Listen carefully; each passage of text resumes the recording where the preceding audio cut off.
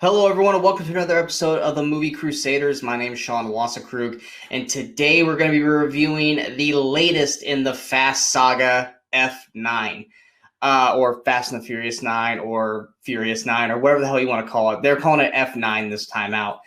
Now, for me, with the Fast and Furious franchise, I think it should have ended after 7. I think the ending of 7 with Paul Walker and Vin Diesel kind of riding off into the sunset probably was the perfect way to end this series. I think Fate and the Furious, or Fast and Furious 8 for most people, it wasn't necessarily bad, but you're starting to kind of see, not that the movie was, this series as a whole is already ridiculous, but you're starting to see it becoming more and more ridiculous to the point where it starts to become eye-rolling and annoying. Thus, also Vin Diesel trying his best to make it more and more and more dramatic and serious and all this because of family and all this kind of stuff. And the monotonous villain of I love Charlize Theron. I mean, if you guys watch this channel, you guys know how much I love Charlize Theron. But her character of Cypher in the first film was just, or not in the first film, but in the 8th film was just the whole time. Every line of dialogue of hers was just drawn out and blah the whole way through.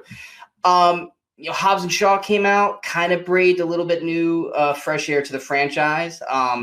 Still a little over the top ridiculous, but that's kind of how they were building up that franchise from the get-go. Whereas like this one started with street racing and it just got more and more ridiculous as the series has gone on.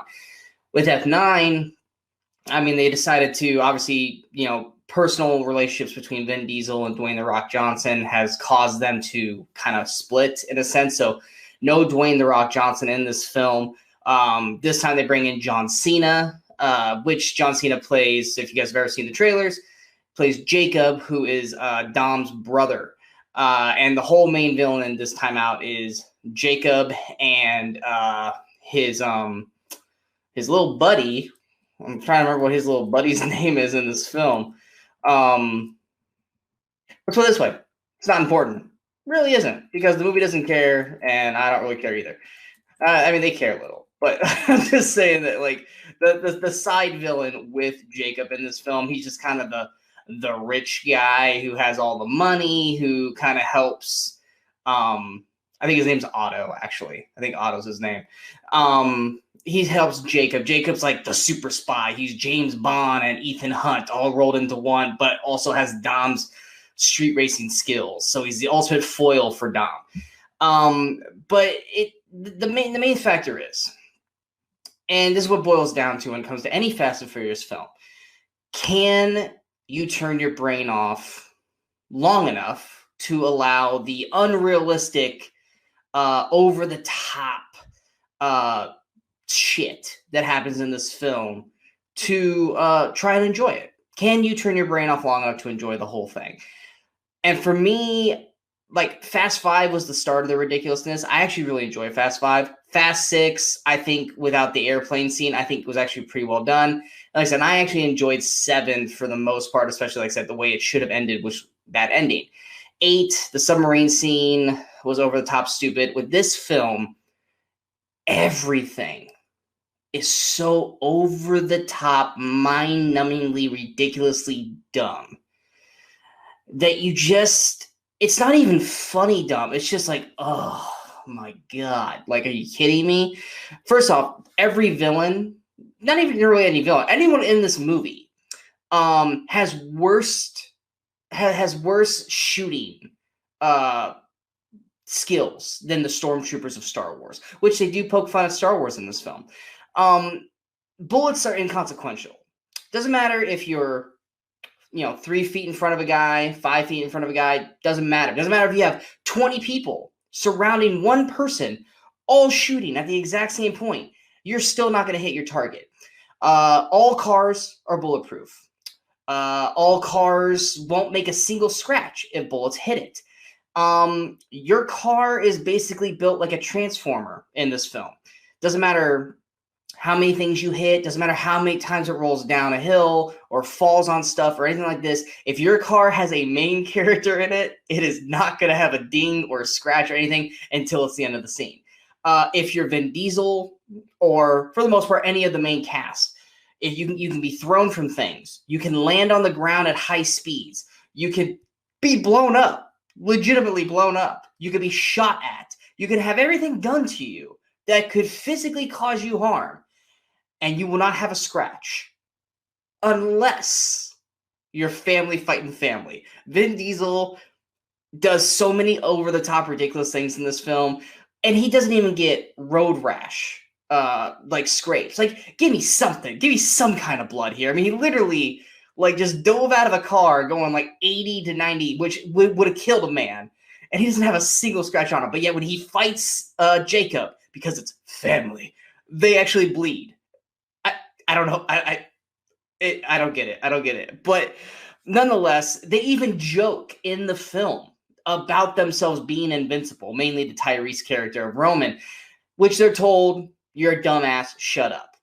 Which is basically them telling the audience, me personally as well, shut up, it's a movie, just let it go. But the thing is with these films, you can only let it go so far. This movie goes so over the top redundant with its action scenes that there's just that the whole point of a film is to make you believe that the characters you care for could die or in any fear of getting hurt or dead or anything like that. That's why all these action films that, you know, from the 80s, 70s, 90s, early 2000s that are considered classics are great because they make us feel that our heroes could die, that there is moments they could die.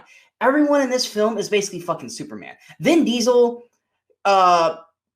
basically has Superman strength in this film. He can pull down 2 gigantic chains wrapped around stone with no problem. He picks up men like they're 10 pounds and throws them like they're toys. He's not the only person that does that, but for the most part, he can pick up people like they're 10 pounds and flip them and spin them and do all this kind of shit. That's not how body physics works. You're talking to a pro wrestler. Even with, you know, them jumping for you, you're still not going to pick them up with that much ease. But it gets to the point where if we know that our characters are never going to get hurt, never going to get a scratch, blood, anything like this on them, then the action scenes kind of feel inconsequential. They don't matter except for, ooh, that was cool, or that was shot very well, or that was really cool.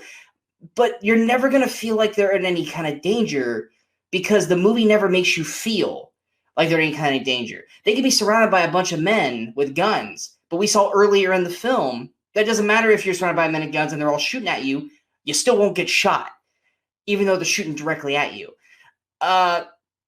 Cast-wise, I don't think anyone's really bad in the film, except for the Tokyo Drift guys. They bring the Tokyo Drift guys back for at least 2-3 scenes. Lucas Black just looks like a goofy looking guy on camera, and they make sure that the camera is this focused on him the entire time. Shade Moss, or Bow Wow, he comes back in the scenes as well, and they're just played like idiots. It's not funny. It's kind of pointless. Their initial scene that they show, it obviously ties into the final act, which I guess I'm okay with, but they just play these characters so like dumb that, I mean, and granted, I was not a fan of Tokyo Drift. I really wasn't. So in one sense, I'm okay with it. In the other sense, it's like, you guys are making Tokyo Drift a joke. Then they try to explain the whole Han of it all. First off, you spoiled that Han was alive in the very first trailer. So them constantly building up that Han's alive is also inconsequential to the film because you already gave it away. So building it up for 40 plus minutes into the film to finally reveal that Han's alive is pointless. Then the explanation of how Han survived his death in Tokyo Drift / Furious 6 or whatever the hell you want to call it, also glazed over to the point where it's like, oh, it doesn't matter because it's a Fast and Furious film. Don't even worry about it. Because it's even explained ridiculously. Words, sorry, it's late. The main plot that they go to do in the beginning of the film, they're going to go do something. I'm not going to say what it is for spoilers. They just completely abandoned. They never did what they were supposed to do at the beginning of the film. They were going out to do something, and they get sidetracked by Jacob and this other subplot. that they just completely abandon it. Cypher is back. Charlize Theron's back. She's completely, utterly wasted in this film. I think she gets maybe 4 scenes in this movie, and never once does she ever interact with the Fast gang to the point where they ever know that she is a part of any of the part of this film. There's one part near the end where you're supposed to assume that Vin or Dom knows it's Cypher, but there's literally no plausible way for him to know that Cypher is involved in one way or another, because she never interacts with the Fast crew at one point in this entire film. They have basically cameos from all people from past films. A lot of them just feel kind of thrown in, going, hey, you remember that person? Here they are for 5 minutes. And there's no point to them. Helen Mirren's having fun in her small role, but really you didn't need Helen Mirren in this movie. She's just thrown in there because she's Helen Mirren. Jordana Brewster's Maya. Basically, they to explain the Brian of it all, for Paul Walker's character not to be there, he's babysitting. Or he's protecting the kids. I'm sorry. If this, just like in Furious 8 or Fate of the Furious, there is no way Paul Walker's character would not be involved in this shit, which is why the whole point of why this franchise is continuing mind-numbingly pointless is because it's hard to believe that Paul Walker would never help Dom, or Brian would never help Dom, especially in this film. For them to go, he's watching the kids, and let Mia go and do this dangerous mission because it's her brother, Jacob, also makes no flipping sense. I get it. Paul Walker can't show up. We understand that. But it's just, ugh. Then you got this prequel that's happening in the film because they got to find a way to make this film over 2 hours long. We're seeing basically the origin story of Dom and Jacob. It's actually not a bad story. It really isn't. It was intriguing enough, but also done so broken up in pieces throughout the film that there just needed to be a little bit more to it. There's nothing against any of the people in that past shot. You also, I mean, you got young Jacob played by Finn Cole. A lot of people know him from the TNT crime show Animal Kingdom. He's fantastic. Young Dom is played by Vinny Bennett, who honestly I thought they basically de-aged Vin Diesel, because this guy does a pretty much spot-on Vin Diesel impression to the point where I was like, there's no way this is an actual human being. This is just them de-aging Vin. But this guy did it. You know, good job there. Michael Rooker shows up, and he has a scene with Vin Diesel, and I couldn't help but wanting to say I am Groot the entire time. But yeah, one person that definitely gets a lot more to do in this film compared to the other movies was Nathalie Emmanuel, who plays Ramsey. She definitely gets a lot more to do in this film. Like I said, none of the acting was really bad outside of the Tokyo Drift guys.